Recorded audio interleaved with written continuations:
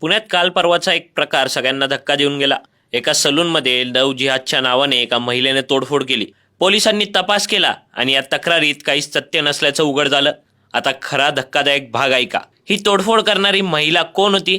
तर भारतीय जनता पक्षाच्या पुणे महिला आघाडीची शहर सरचिटणीस उज्ज्वला शर्मा गौड. 2च दिवसांपूर्वी मनसेच्या बँक आंदोलनावर टीका करत कायदा हातात घेऊ नका असा उपदेश देणाऱ्या भाजपच्या कार्यकर्त्यांनी आता स्वतःच मारहाण केली.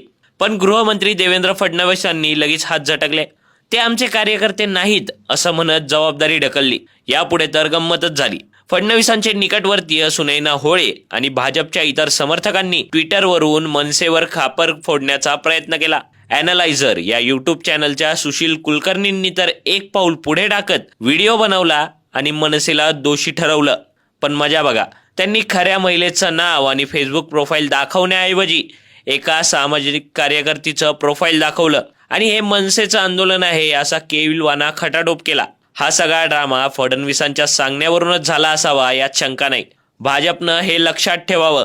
जेव्हा महाराष्ट्र सैनिक आंदोलन करतो तेव्हा तो मनसेचा गमछा अभिमानाने मिरवतो आणि जबाबदारी मनसे घेते. निवडणुकीच्या वेळी घरोघरी फिरणाऱ्या कार्यकर्त्यांच्या चुकीचं खापर दुसऱ्यांवर फोडणं ही मनसेची संस्कृती नाही. आणि हो, भाजपच्या ज्या महिलेला मनसेची म्हणताय ती दीनानाथ मंगेशकर रुग्णालयाच्या आंदोलनात भाजप सोबत होती. हे सिद्ध करतं की तिचे खरे संबंध कोणाशी आहेत. आता पितळ उघडं पडलंय तरी भाजपच्या पिलावळींना कळत नाही का? पुढच्या वेळी आरोप करताना आपले कार्यकर्ते तपासा, नाहीतर असंच हसू उडेल.